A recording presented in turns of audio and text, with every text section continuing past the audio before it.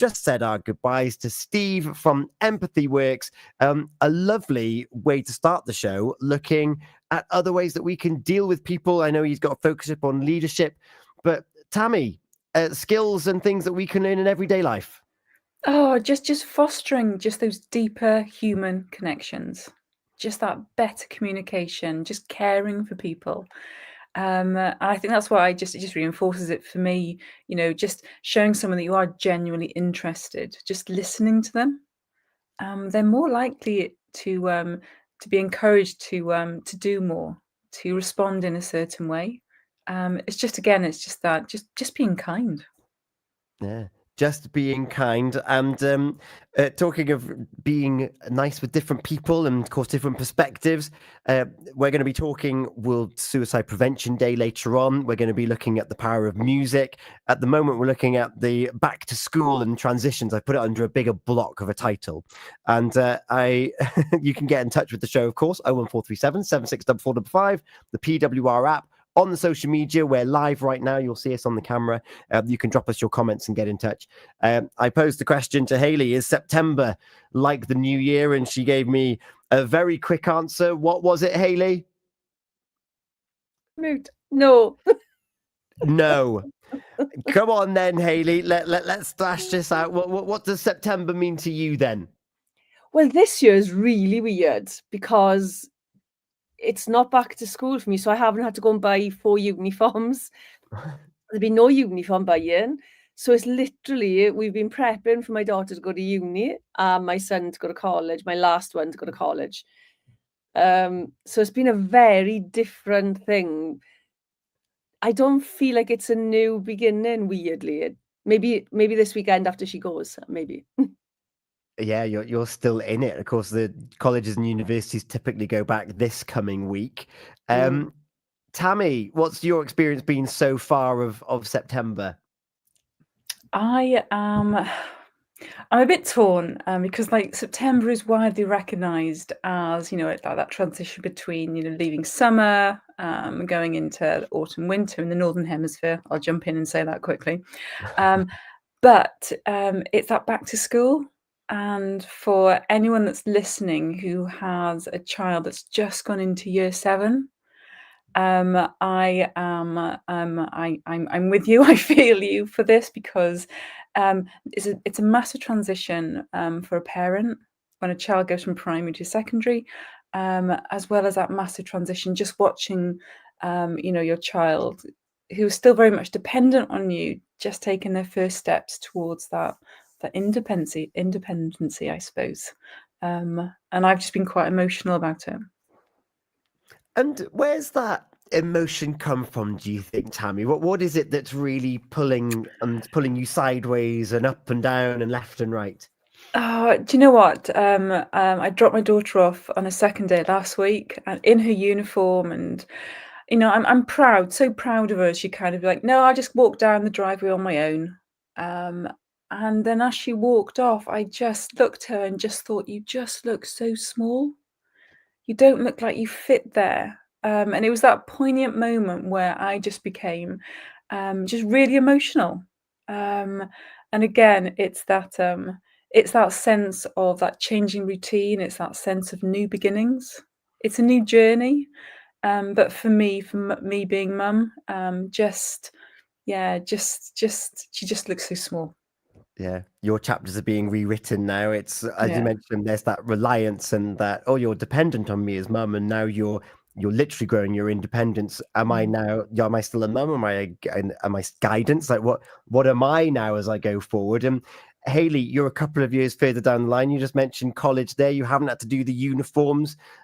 You're literally transporting them to other parts of the country. I am, and I've been doing that all summer for my daughters have been in Bradford today. They've driven up and they're driving back tonight. And we've been doing that all summer as well. But I think it's really hard. The transition this year for me is about me being somebody different over the next few years, because my 4 now are at the other end. I've gone through all the baby, the toddlers, the school, the other colleges.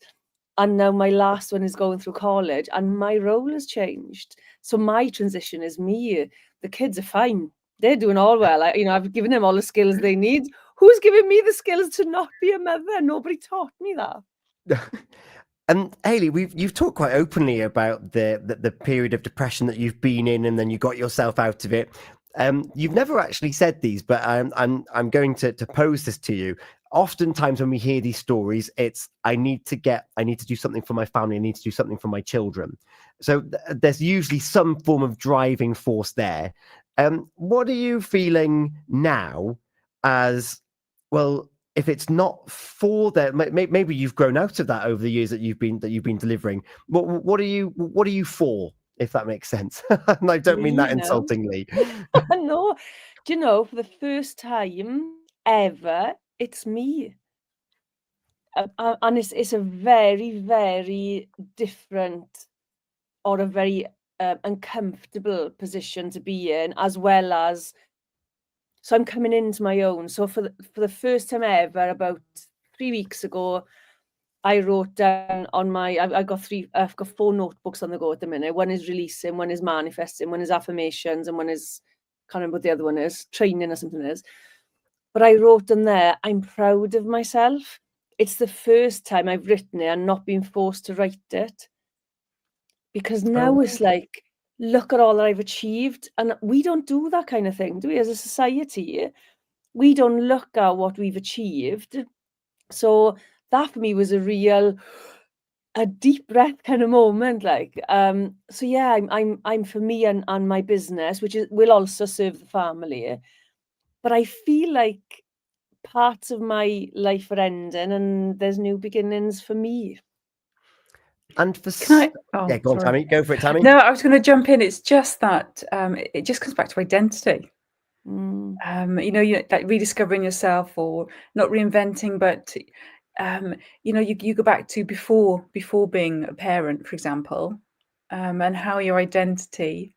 That if we thought about our identity back then, you would put different importance on different parts of your life. And it's just changed, becoming a mum, encouraging, nurturing your children, letting them flourish and kind of go on independently.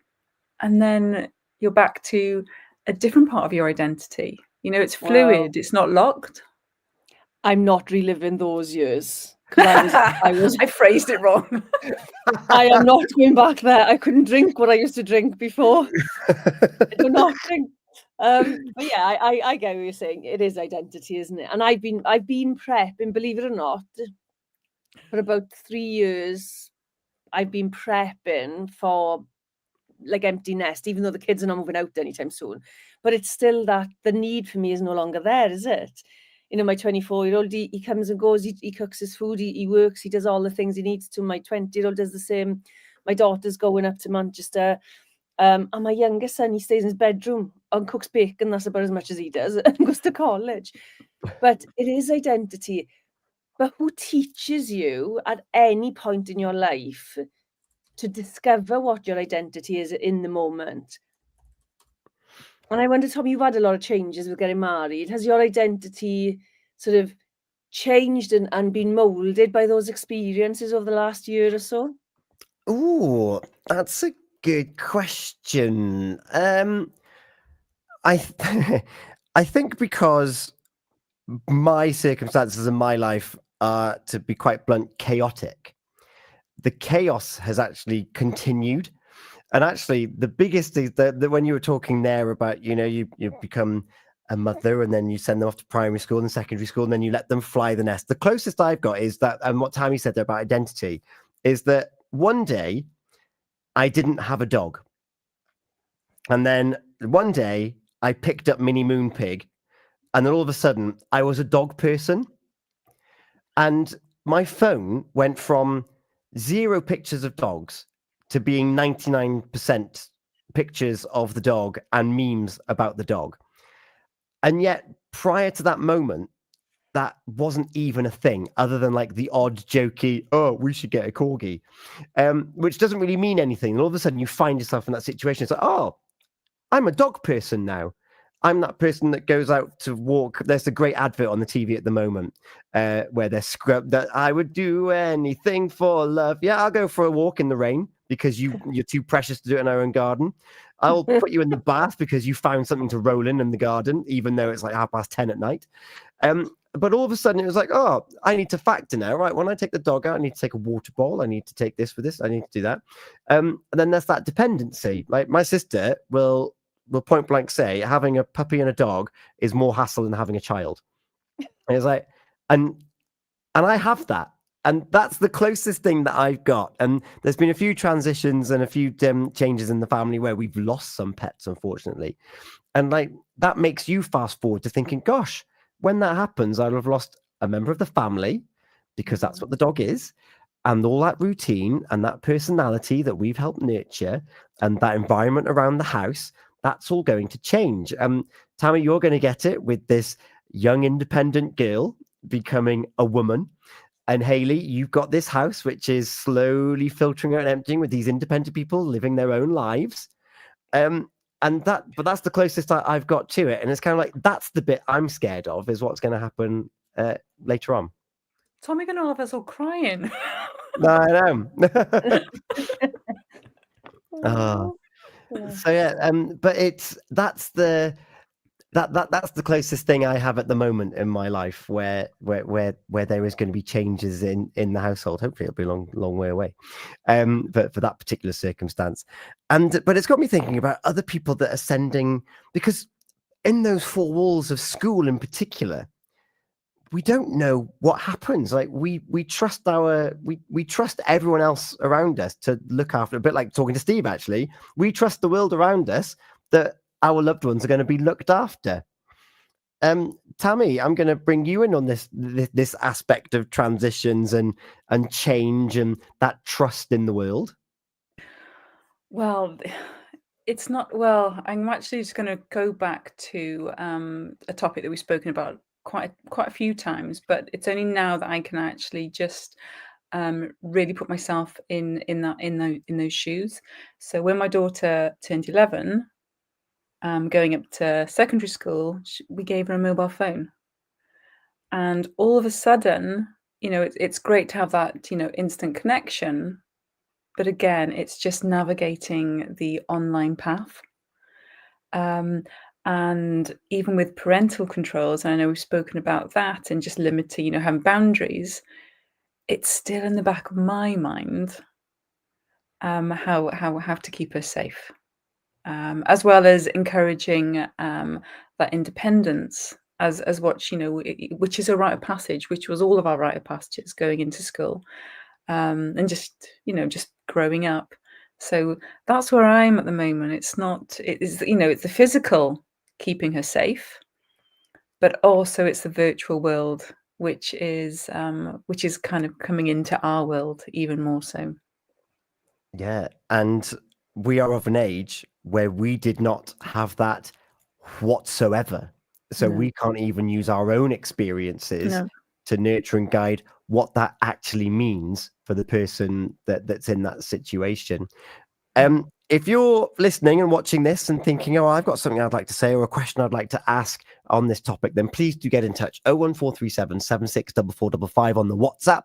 You can email studio@purestadio.com. You can download the app and you can drop us a message direct, and we will keep you anonymous. We won't say names as default, but we'll certainly, unless of course you comment on the video, in which case it's already public.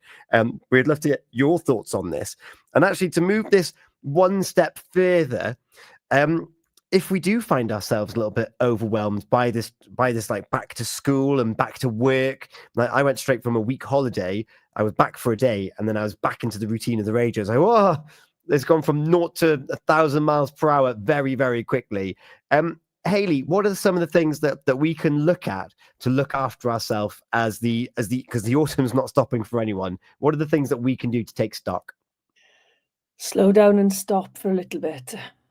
The roads are throwing me off completely. People should get off the roads in the morning. Don't go into school too late. I think, do you know, one of the things I've learned this summer is to stop. Is to not just physically, mentally, we put a lot of pressure on ourselves, particularly if you have multiple children, multiple responsibilities. Maybe you're caring for parents, maybe you have animals, maybe there's, your partner is needing care, or they need to be in work and you have one car. There's so many things you have to be doing that so few people now take that time out of their own heads to stop and just feel the breeze, turn the music off, turn everything off. And I mean social media, phones, TVs, everything. And I'd love to hear how many people do this on a regular basis. So I feel like I've done it this summer for the first time in 20 odd years, if I've ever done it before that, but at least since I've had kids. I took the pressure off myself. Different ball game. It's been a completely different ball game. My brain has been searching for opportunities, looking for peace. I've never done that before. So I look for peace, because whatever you look for, you'll find. And if you look for peace, you'll find peace. Yeah, the thing which has jumped at me is when we were growing up, there was this whole thing about the rat race, and that the image of the rat race was you're going to go into business and you're going to climb the corporate ladder, and you're going to it's dog eat dog, and you go through the corporate ladder and you end up with the penthouse office at the top of the block. However, what I feel now is that the rat race is constant, and because it's now no longer linked to just the office and keeping up with the Joneses, it's all based around social media and this picture perfect life. Everyone is constantly right. What next? What next? What next? What next? Tammy, how can we be kind enough to ourselves to be like, actually, this doesn't actually matter? It's practice. It doesn't, there's no one quick, fix to it, like a switch. But for me, it would be prioritizing self-care. Thinking of what Hayley said, just like deciding to stop and be in the moment. Again, if we haven't done that, it's going to just seem completely just odd. That new change, until it becomes a new habit and you're able to do it. So for me, it's about just prioritizing self-care. It's about practicing relaxation, whether that's, just going for a walk, or that deep breathing, or just that visualization. Just anything that can boost your mood, clear your mind. We go into trance so many times a day. We go into trance, for example, when we read a good book, or we drive from A to B and we get to B and we think, oh, how did I get there? Sorry if there's any police listening. I don't drive like that. We go into trance when we watch, I don't know, a really good film, TV program, or even listening to music. So I would say if we can't actually stop for any other reasons, just to find those moments where we can actually just practice that self-care, of reading or listening to music or singing out loudly, just doing something for you. Hayley, what tips have you got? You're someone that's found the time to be, I'm going to find moments for peace. We've got some examples there from Tammy. What hints and tips have you got for us that you've acquired over the last 6 or 7 weeks or so? It took a while to realize how much pressure I was putting on myself. So I think the first thing is to realize, are you self-punishing? Are you self-judging? Are you self-criticizing? Are you comparing? And then start to wipe those out. Because I'm going to disagree a little bit with Tammy over the books and the distractions, because I think we need that peace without anything. Because there's time for TV, there's time for that, but I think there needs to be those moments where there's nothing. Go and sit. Well, depends if you like the rain or not. Go and sit somewhere. If you like the rain and it's falling on a plastic or a caravan or something like that, go and sit in that. I love that sound. But I think there's this thing about we should be distracted. We should be doing something all the time. You have to wipe that need out. And I was talking to children last week, and they were like, "I can't stop. I can't sit still. I can't do nothing. I can't meditate. I can't do mindfulness." And I said, if you're going to do mindfulness, just engage your 5 senses. Just engage them. And just by doing that, you have to figure out what do I do for touch? What do I do for smell? What do I do for taste? But just that, you're in the moment, aren't you? Because you're not thinking of anything else. And there's no distraction going on apart from, like, do I eat food or whatever? But we are so busy while we're maybe cutting food or eating food, thinking what we've got to do next. Really focus on that thing, whatever that thing is. Cut the onion, think about your tears if you're crying. Or think about the rings on the onion. But how often do we do that? I would hazard a guess it's less than once a day, if that. Even once a week, maybe.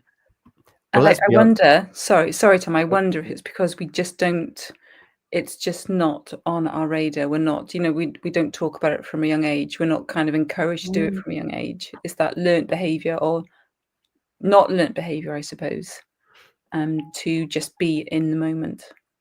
Yeah. So yeah, I'd take that on board. Yeah, that's the point I was going to make, actually, Tammy, just to echo your thoughts there, is that we're quite fortunate that we find ourselves, or have, in my experience, found myself in that field of work.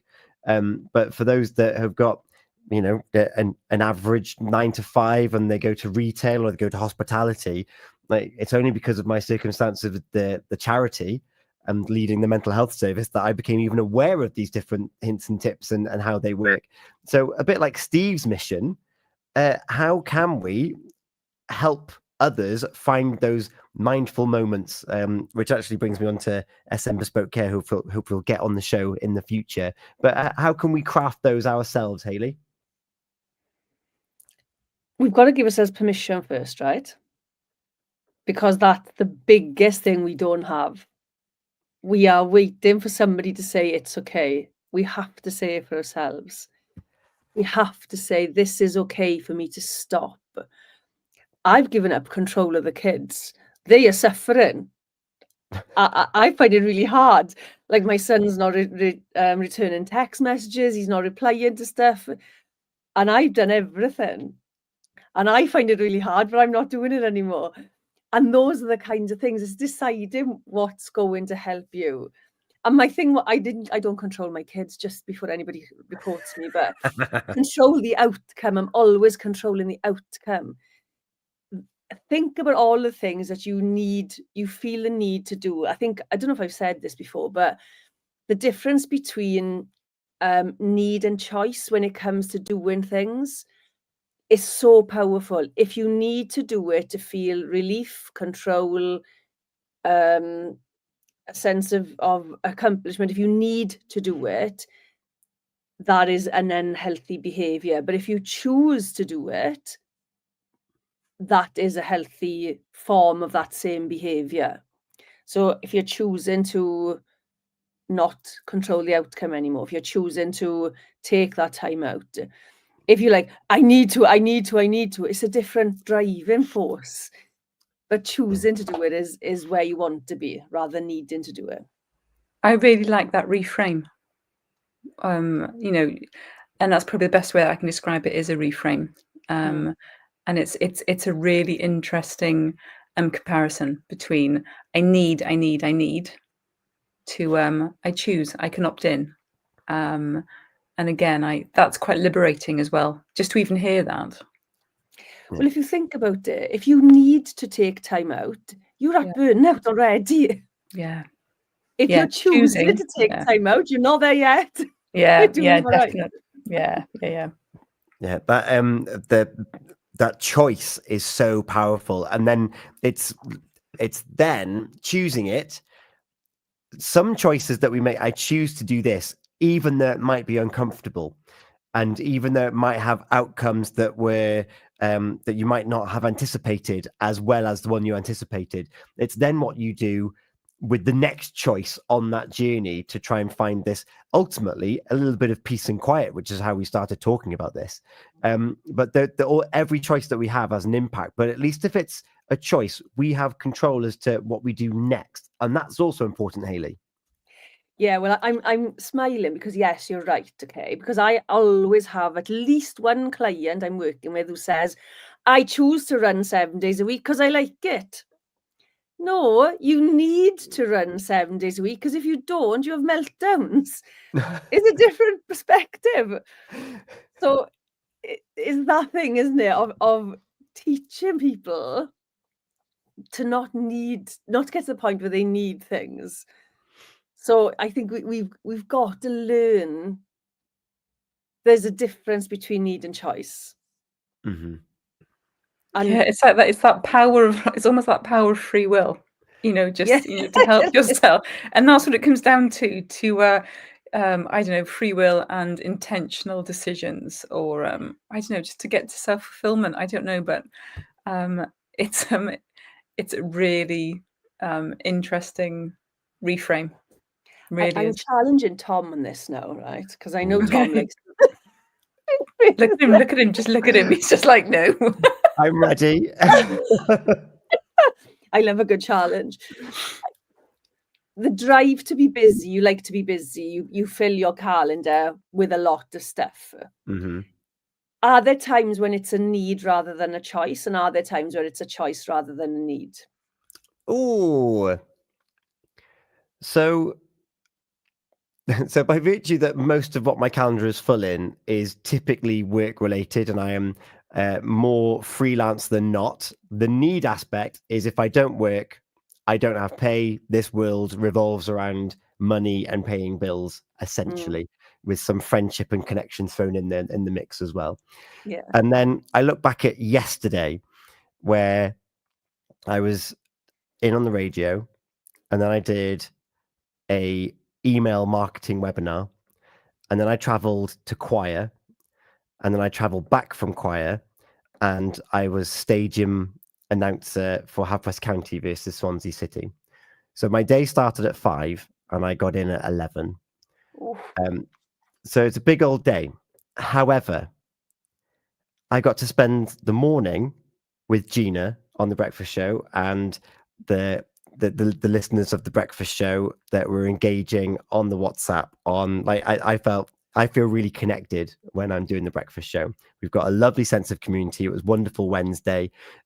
There were pictures coming in. I sent a picture of me in pink coat. Minnie was in a pink coat. See, I'm a dog person now. I don't know if I mentioned that. Going out in horrible weather. So I love that. And then some people think that doing webinars and work is very different to fulfillment and enjoyment. Oh, you work because you have to. It's like, well, no, I my personality is I love learning. So that webinar, as much as it was a faff to have to leave the radio direct on time and then get to the space so I could let the dog out whilst doing the webinar, that was a little bit of stress. But I loved it. And actually, the guy that led the webinar, I've done a webinar with him previously. So it was great to, I know this. He's hilarious, as well as giving some really sound advice. And then the choir that I lead, it's nowhere near here. So that the drive was a bit of a pain. But when I got there, there were two new people. They're affected by Parkinson's, and they've joined that choir because they want to try and have some other outlet of their life than just being someone with Parkinson's. They're there to sing and be part of a new community. It brings together different groups. It's not just one group that we cater to. There's like 3 or 4 different groups represented there. And we had the best 2 hours where the urn wasn't boiled in time. So they had a good old laugh, like counting that down. Oh, it's 48 now. So there was more genuine connection. And then straight back to watch football, which is amazing. So it's a really hard question to answer for me because I didn't have to do the choir contract this time. I didn't have to do it. We're a new phase now where new funding's come in. I could have said actually that I don't need that commitment, but I wanted to, and Yeah. I'm in a fortunate position that I can at the moment, and I suppose I am usually very good with myself, and I usually get bored very quickly. So I'm usually very good at being like, this is no longer serving me. And I have actually, in the last kind of 12 months, stopped one of the projects that I was working on because this isn't actually fulfilling any manner of growth anymore. Mm. And I saw something on social media. You work somewhere that you hate, leave it. And it sounds so trivial, and yet I look back at circumstances I found myself in, and I was like, well, actually, yeah. If I haven't liked something, I've either done something about it or I've left, putting myself into all sorts of different risk. But I'm very much of the mantra that everything will be all right. There's one of the first books that I read where I was like, oh, this is really profound. And it's the Zen and the Art of Happiness. And it was, everything happens because it's the best thing that could happen. And yeah, it's a mindset. It's what's kept me going. There's terrible things happening. And I opened the show talking about some of the terrible things that have impacted people, particularly in America. And yet, everything that does happen allows you to reevaluate, to think about where you're going next, to think about what choice am I going to do based on the circumstance I find myself in. If you're miserable in work, is it really worth it to be miserable and to get rid of all of your choices? Oh no, I have to come here. Do you? There's plenty more options out there. They might be less desirable, less flashy, but I tell you what, if you're going to go back and be like, I feel really content today, that's my thing of happiness. That's my outlook. I feel really content.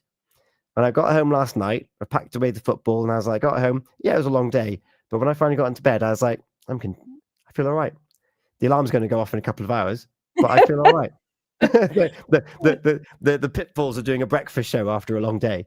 But the show today, we had the pub quiz, and it was hilarious. I was back with my community first thing in the morning, setting people up for their day, and I love it. So I don't know if I'm an anomaly in that respect, because I do, on the whole, choose pretty much everything I do, whilst also hopefully being a little bit empathetic to those around me, being like, it'd be nice to spend some time with you. I'm off all day Sunday, don't worry. That was a long-winded answer. What's your thoughts? No, I think there's a real risk when you love what you do to be able to convince yourself that everything is a choice. And I think I fall into that category because I worked 18-hour days. I've taken on clients where I was working 9 a.m. until whatever time I finished late at night. And because I loved it. But there's always that risk, isn't there, of whether you're balancing some good downtime with that. Yes, it can be rewarding. Each aspect you spoke about yesterday was rewarding. Mm-hmm. But if you're not taking the time out to have downtime where you're not rushing around somewhere, what would be the impact of that? And I suppose that's really the need versus the choice thing, is looking at what the impact is.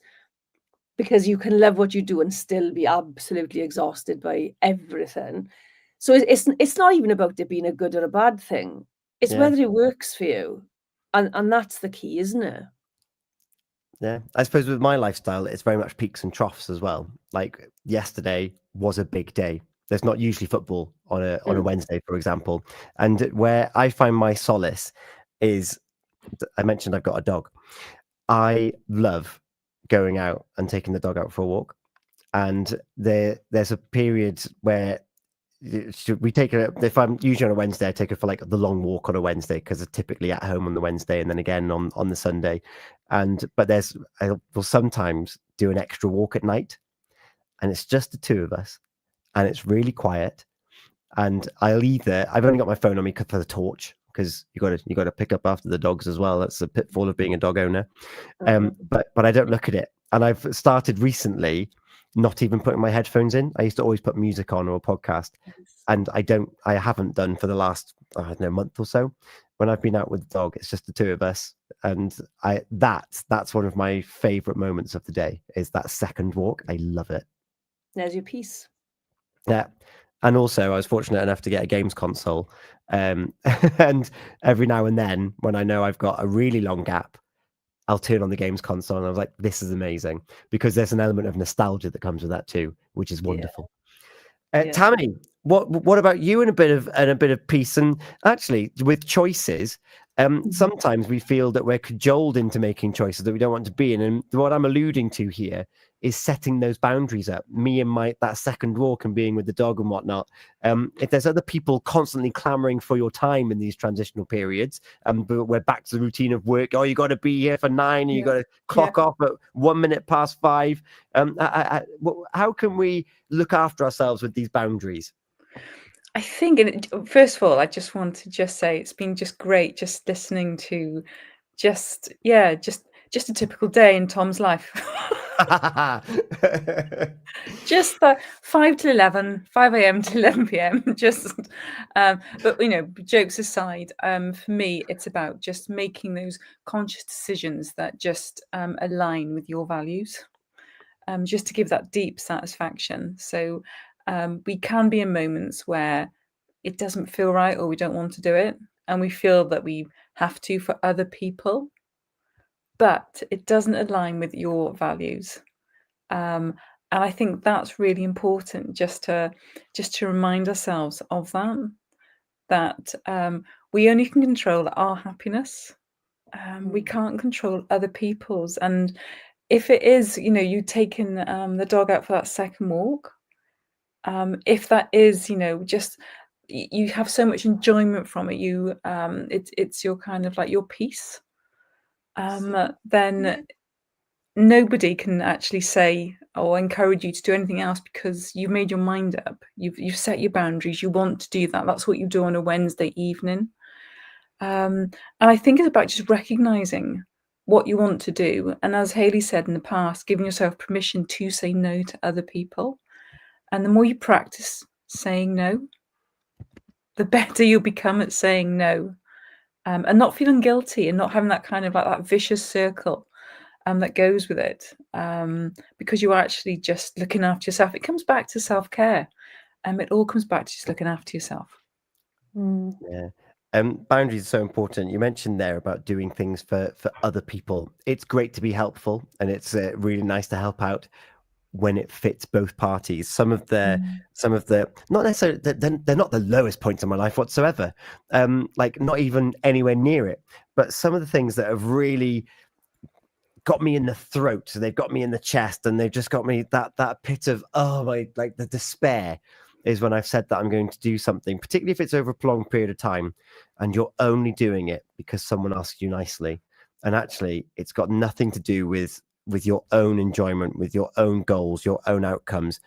And it can be so trivial, and yet it has the biggest outcome on the day, because you wake up and think, oh, today's the day I said I was going to do that. Oh, and I've got to do it again next week. And I don't really want to be part of it. And actually, I consider it quite a waste of time. And not in a disrespectful way. Like literally, the time that I could be doing, the time that I'm doing this thing that I'm not invested in, could be time I could be doing something else or nothing. And that's okay too. Hayley, that I've made decisions like midway through things, and I've been like, actually, I just need to stop, because I'm not bringing my full self to this room, which means that you're not getting the best out of me, and actually that means that other things aren't getting my best self at the moment, and that's okay. Yeah, the choice has a consequence. The choice to withdraw myself means that, oh well, he's someone that doesn't finish, like he's not dependable. It's like, you can think that whatever you want. I've articulated my reasons, therefore thumbs up to whatever happens next in life. That's the consequence of the choice that you're going to go through. But do you really want to show up to something and think, oh, not again, Hayley? Yes, it's true, isn't it? I hear a lot of people saying, psychiatrists and psychologists saying, when you're struggling, go and help other people. And I disagree. Initially, when you are trying to get yourself out of it, it's really hard to set your boundaries. So if you are a people pleaser by nature, it will be really hard to say no, or to really be clear with people how much you're giving to them. And you will give forever if you're a people pleaser. So I really struggle with that piece of advice. Although I do understand and recognize that connection is huge, but giving yourself at a time when you feel really vulnerable, I think is a mistake, because it's too easy to fall into people pleasing and placating and trying to do what other people want you to do. rather than setting those boundaries and saying no. How hard is it to say no when you feel vulnerable anyway? Yeah. And in fact, this is going to be a topic that we're going to cover in future shows of Healthy Minds, is actually building resilience when you're in these transitionary phases as well. We've kind of, we started off talking about back to school and the transition from the summer into September. But I've really enjoyed where the conversation has gone. And hopefully it's given you, if you're listening right now, watching this, oh, actually, yeah, I don't have to do that. I don't have to. I can choose to do it. And if I'm going to choose to do it, I'm going to come to it 100% authentic. This I'm doing it because I want to, which is so much more powerful. Just looking at time, it's 10:30 now. We do have we're going to be hearing from Izzy a little bit later on, talking about World Suicide Prevention Day from Pyrus. So looking forward to dispelling some of those myths with us from them and their research. Just looking now. Yeah, should we take a very quick moment and come back and talk about music, or should we just transition to it straight now? Well, do you want to do the music now, is it? And then transition. Yeah. Right, so we're going to continue here, or we're going to come back? We'll continue, is it? And then We'll continue. We'll Yeah. continue. Let's Smooth. continue then. For those of you that are on the social media, we're going to identify this. I'm going to take that off the top of the screen, and I'm going to go music. There we go. Ta-da! We're in a different section. So was there anything first, Tammy, that you would like to round up on managing back to school, managing establishing the new routine that you're in, setting these boundaries, anxiety pressures? We've been very vulnerable as a team this evening, I feel. We have been, but again, it's not just one size fits all. We've all experiencing or are experiencing new beginnings, new adventures, new chapters. But again, it's really important that transitions can happen at any time. So whether it's September, whether it's January the 1st, it can happen at different moments of our lives. And it's just important just to recognize that, and just to remember that you're not on your own, and that other people are going to be feeling the same. Even thinking about you, Hayley, when your daughter goes to uni in a couple of weeks, there'll be listeners just being able to empathize with what you're going through. So we're all, it's a shared journey, is what I would say when it comes to transitions. And we face them more often than we think. If you actually consider what we do in any given life, there's a transition from being at home to going to work, to being at your desk, to going to a meeting, to when your phone rings and it's a parent, or the phone rings and it's your mate. We're actually transitioning and changing all of the time. And it's what we do with that information, and how we want to be, and how we appear in these different worlds, and what we choose to come out of those different things all about. I remember the power of transition. Use those milliseconds to show up for the person that's now in front of you. Don't bring the baggage that you've just had from someone else, to make everyone say that a little bit lighter. The irony of, in fact, Hayley, did you have any last thoughts on that? No, I think it leads nicely, where we took that conversation leads nicely into music, because it's part and parcel of, for me anyway, that kind of self-care and taking a moment out of real life and investing in music. Which is why I kind of wanted to keep us here, because we did naturally get there with me talking about my second walk with the dog. Ironically, meaning that we haven't listened to music to get us here for a radio station. It's a big faux pas, but I don't care. We're going to be talking about music. We just talked where you're hearing about me taking the dog out for a walk. Sometimes I use music. I've got my headphones in. I haven't recently, and you could argue that I've been listening to the music of nature. Hayley. Oh, see, that's the best music. It is the best music. It's free. You don't have to download anything. You just walk outside.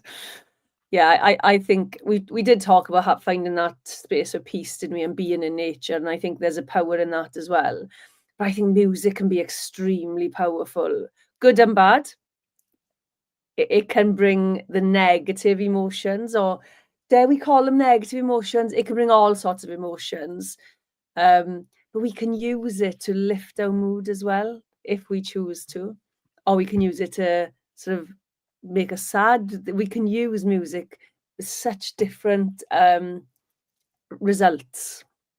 Music is incredible. I love music. The Breakfast Show is a music-based breakfast show. Last week, I was also I covered Behind the Stage Door, 2 hours of musical theatre, which is story through music. And on the Tuesday, I've taken over the first Tuesday of the month now for the rock show for the time being. So I was playing 2 hours of rock music. I love music. I play guitar, I play drums. I absolutely love it. Tammy, what's your relationship with music and with sound in general? Oh, see, I love music as well. I think I can sing really well, but that's probably better when I'm on my own.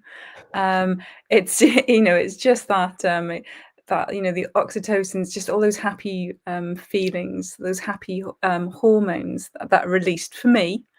For me, music is that catalyst for just promoting perhaps self-reflection, or providing an outlet for my emotional expression, for want of a better description. I just think it just fosters emotion. And like Hayley says, it can really just lift a mood. It can also promote that self-reflection. But it's funny, we talk about music, and I can remember just lyrics from songs from so long ago, and you hear them and you're just taken straight back. But if you ask me what my phone number was when I was a child, yeah, wouldn't remember. So it's so poignant for me, and I say it in a playful way. But I do think music has that healing power. During those transitions in our lives as well. So yeah, really important for me.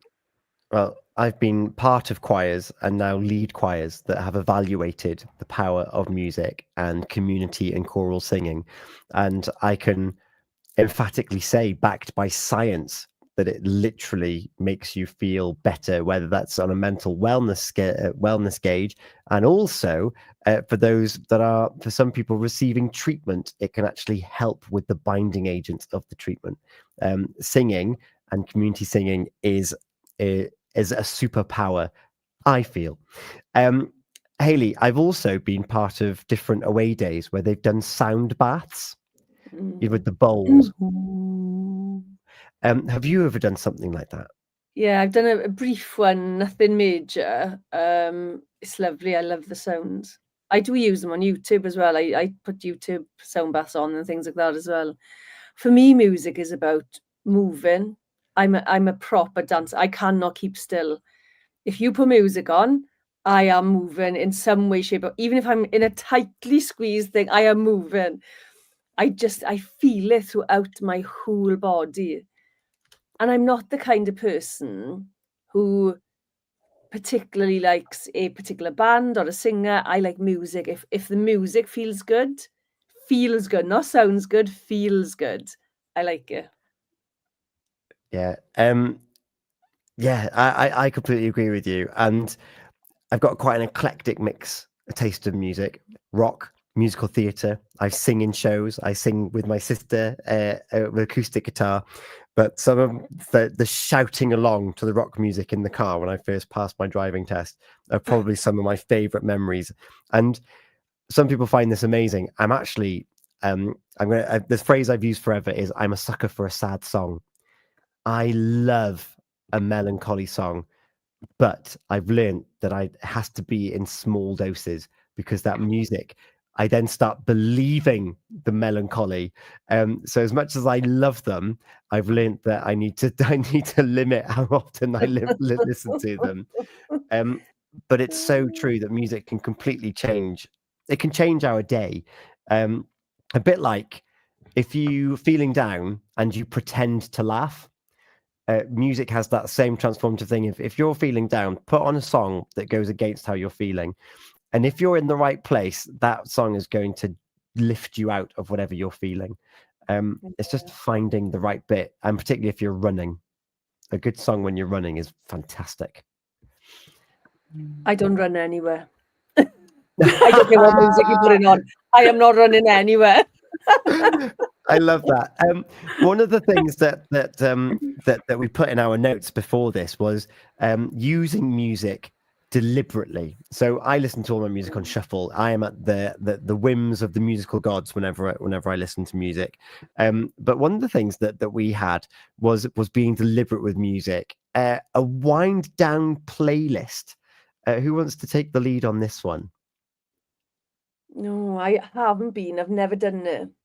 Oh, Although, well, Tammy. no, I say that I've never done it. I probably do choose my music, but I don't have a playlist on my phone. I don't have music on my phone necessarily because I don't want it on my phone. Like I've been out twice in the last 4 months with my friends, and they can't find me. I'm on the dance floor. That's what it's about to me. Music is about that. It's about the rhythm. It's about the feeling. It's about all the emotions, but throughout my whole body. So I don't have a playlist. Oh, interesting. Tammy, Mm. how do you use music? I don't personally for that wind down, but for clients, I do. So for clients, I offer them an audio with me talking over music, which is a very relaxing track. And it is very much just to quieten down the white noise that might be happening in someone's head. Just to help them just focus on their breathing or focusing on what I'm saying, just to ignore what's going on in the outside world and just to focus what's going on in the inside world. So from a professional point of view, I use it with clients, but from a personal point of view, I don't. But I very much am a firm believer how music can, just boost someone's memory, boost someone's attention, helps, with their emotional and mental well-being. But then I've got friends who will listen to music to wind down, because it's never been on my personal radar. I'm not going against it because I actually use it with clients. Yeah. So again, whatever works for you as an individual is more important. Yeah. We have arguments in our car around who, depending on whose car we're in, who sits in the front, who has control of the music, because they all have different playlists. But I can get into all of their playlists, even though they all have completely different music. But that's the thing with music, isn't it? You don't have to like one thing and be stuck with it. You can like a particular song from somebody and hate the rest of their music. You can like all of the other band's music, and I think that's the power of music. And you can get it anytime, anywhere, really. But I wonder, like as a radio show, do you have anybody who particularly listens for specific shows? You have big, like you said about the rock show. Do you have a big listener gang group to the rock show or places like that? Yeah, so our specialist shows typically at 9 o'clock throughout the evening have dedicated followers for each show. So whether it's the rock show, whether it's behind the stage door, whether it's BB Scone's Countryside, Katie's Mood Train is quite an eclectic mix of kind of lesser known songs as well. And there are people that will tune in to be like, I wonder where we're going today. And isn't that such a funny question to ask when you're thinking about sitting down listening to music? Where am I going? And I think that kind of epitomizes the whole thing about how music can be utilized. Where am I going? Is it somewhere calming and soothing with Tammy?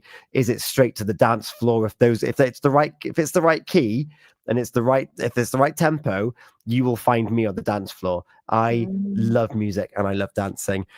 Or will it be a moment of reflection? That song that you listened to when you were 16 years old and you got dumped for the first time, or when you serenaded someone else, and all these songs then have developed meaning behind them as well.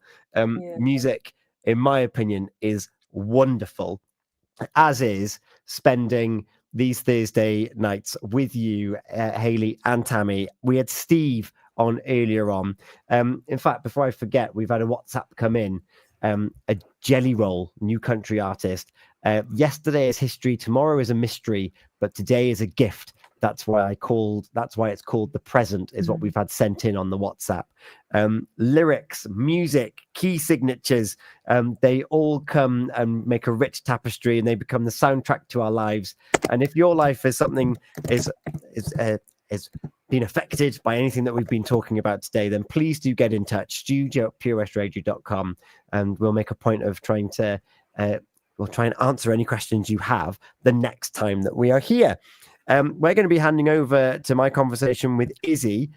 Yesterday was World Suicide Prevention Day. The next time we're going to be here is going to be Thursday, October the 9th, is when we'll be here. Our great big thanks to Steve from Empathy Works, who joined us earlier talking about compassionate leadership, being kind, putting yourself in other people's shoes, and trying to really understand our friends and neighbors. You can listen back and watch that back over on our Facebook page and on social media, and at purewestradio.com/catch up. We talked about going back to school. We talked about transitions, anxiety, establishing routine, setting boundaries, the power of choice. And we've just finished off with a little discussion there about music. Do you have a wind down playlist? We'd love to hear it. Have you explored other genres?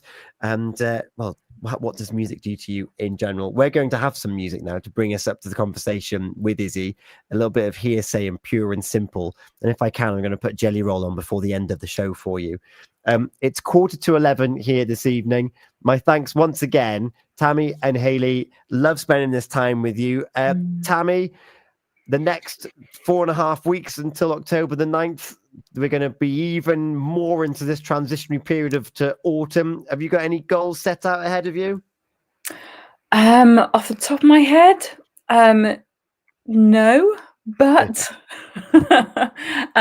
it'll be a case of just enjoying the changes to autumn, because I do like it, and I'm also really aware that it does bring that seasonal affective disorder for some people as well. Yeah, we'll be no doubt fielding some of those questions in Healthy Minds, Better Lives. Hayley, same question to you. We'll be back again in the 9th of October. Who will Hayley be then? I don't know. It's like a pick a mix. It's going to be an interesting one. We'll be here, and in fact, what am I? I'm looking for. Here it is. I've found it. I thought I couldn't find it earlier on. Failed to generate. Brilliant. The document won't open, Hayley. I was going to give a bit of a teaser as to what we're going to talk about next month, but it won't open. Go on then. What are we going to be dipping our toe into? So we've got gut-brain issues, so looking at basic diet and nutrition, deeper dive into the microbiome's impact on mood, anti-inflammatory diet, and outside the box, we're looking at traditional Chinese medicine, maybe if we can get somebody on. We've done homeopathy, and the role of fasting for mental clarity. There you have it. That's all to come. If you've got a question on any of those themes, let us know right now. Email studio@purewestradio.com. Put Healthy Minds, Better Lives in the description so it'll get to the right place. And in fact, we've talked so long, we're just going to jump straight into that interview with Izzy from Papyrus from yesterday. Tammy, Hayley, thank you once again for your time and your experiences here on Pure West Radio.